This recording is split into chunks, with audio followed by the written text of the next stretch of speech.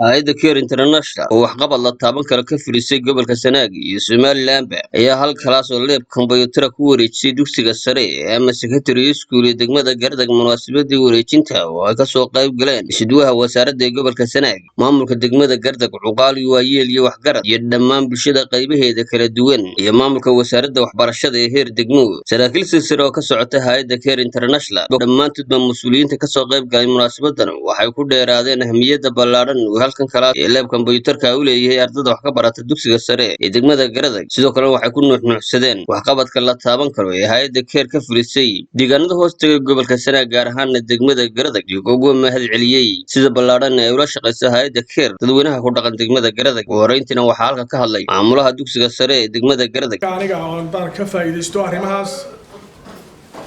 runtii mar labaad iyo mar saddexaad bay mahad weyn noo tahay mahad ilaahay weeyaan inaan maanta helo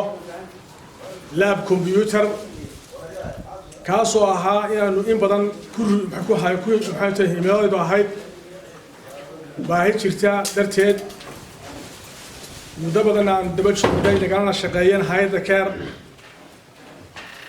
inay maanta halkan nagu wareejiso 30 computer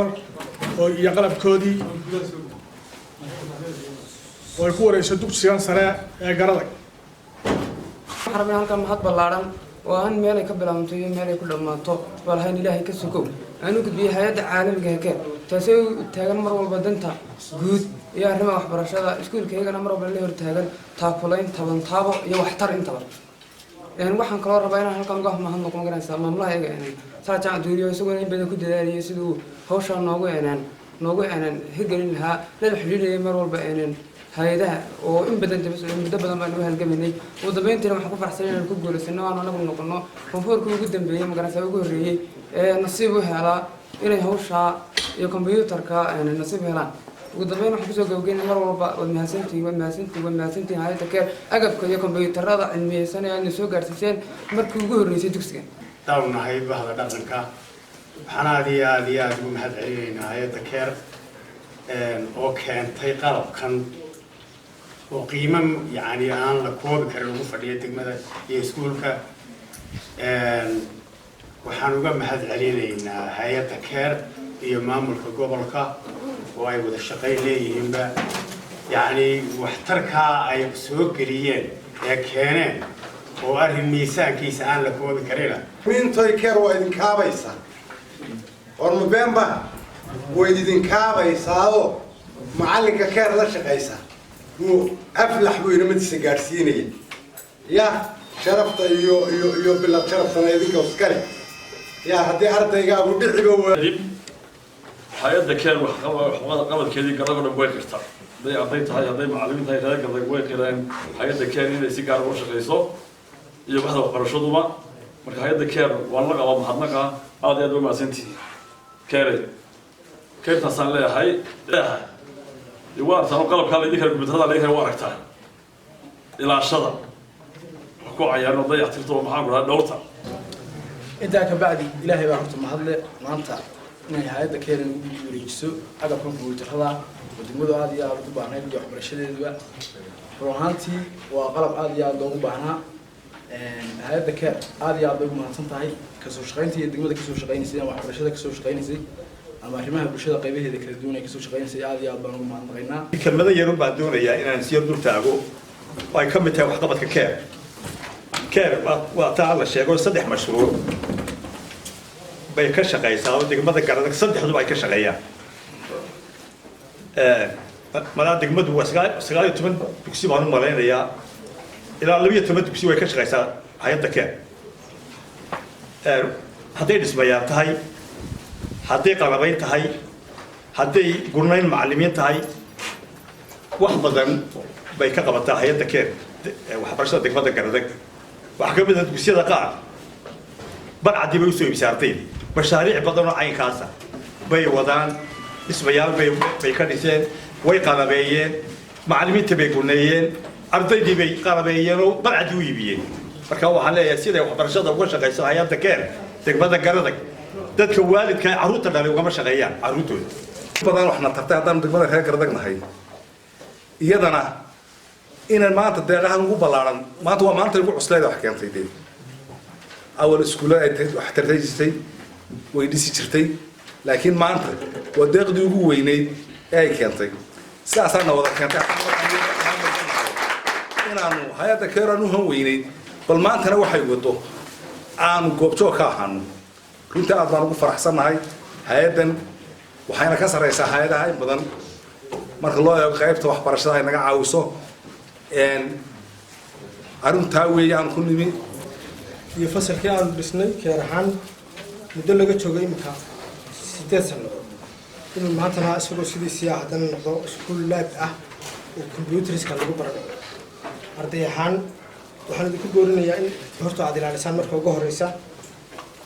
waayo jiilka idinka dambeeya waa mid ay afici doonaan iskuulkan Garadag waa iskuul imika role model ah oo iskuulada kale tusaale ah keer ahaan 3 mashruuc baan ka shaqeynaa deegaanka Garadag mashruuc wax leeyahay waxbarashada kobcinta hablaha ama subject midna wax leeyahay horumarinta cilmiga midna wax leeyahay education in emergency laba mashruuc waa wadaag oo laba iskuul bay ku wada jiraan magaalada dhexdeeda primary-ga iskuulka hoose dhexe iyo dugsiga sare ba intaaba arrimo badan baan ka qabanay muhiimadaas ay leedahay haddaan anagu hay'adda ka hernahay gobolka Sanaag muddo badan baan ka shaqeynay oo ka dhowr iyo 10 sano degmada Garadag waa degmada labaad ee ay hay'adda ka hor waxqabad marka la yiraahdo waxa ka horeynaysa degmada Dheergaabo oo gobolkiya Garadagna waa degmada labaad marka xaqiiqatan ka hadlo waa degmada labaad inta markan ka gudbo xafladan maanta joogno oo aynu wareejinayno IT labkan kombiyuutarada runtii waa mid baahi weyn loo qabay waa mid muddo dheer laga fikrayay iyo soo helidiisa iyo ka hawlgelistiisa in badan la daba joogay alxamdulillah rabbil caalamiin maanta aynu ku guuleysanay inaynu halkan iskuulkeenu ku wareejino taana ilaahay baan ugu mahadnaqaynaa cid kasta oo ka qayb qaadatayna waa u mahadnaqayaa intaa ka bacdi iskuulkan secondary-gan Garadag ama dugsiga sare ee Garadag waxa eerarkiisu ay soo galaan oo u fiid gareeya ilaa 7 iskuul intaan imika aan garanayo ilaa 7 iskuul oo eerar ka soo bixin baa jira 2 iskuul oo 7 marayaan way jiraan 9 iskuul eerarkoodu waxa inay secondary-ga soo galaan bay ayaa qorshaheedu u yahay marka alaabtan iyo hantidani muhiimadaas ay leedahay kobcinta waxbarashada gabdhaha la yiraahdo وحسن إنه جوجو يعني حسن عبدوين واحد جرى مشروع كله emergency جا وإسنا لسه كراشر في سكول كيسة مركب جودهاني لا صدق مشروعه هاي دكارة أيها كشقية دقمة كرادك كل هؤلاء كله حكى بلاد لماذا أنا قررنا نقول إن شاء الله وأنا كوالي دونا أنا وكاشن دونا دي لهيدا كله ديجان كرسو نوحن هذه بيفرح جلني ساين حفلتنا وكله أي كسوق 12 bishii 8aad waxa 2021 wasaaradda waxbarashada iyo sayniska guud ahaan iyo gobol ahaan iyo degmo ahaan waxaanu kala wareegnay lab computerkii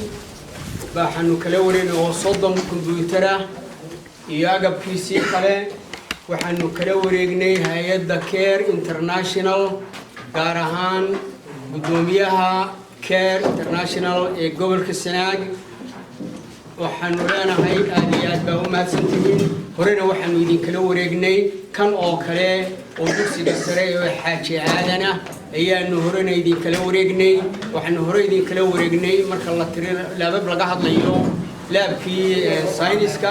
oo isaguna buraanaha dhammaantoodna waanu la wareegnay aad iyo aadna waanu idinka mahad celinaynaa Care ahaan iyo ka gobol ahaan maamul ahaan Care iyadoo aan ku hadlayo guud ahaan wasaaradda waxbarashada iyo sayniska gobol ahaan iyo degmo ahaan Garadag iminkana waxa weeye aad iyo aad baan waa madar sare warbaahinta qaranka Jamhuuriyadda Soomaaliland Garadag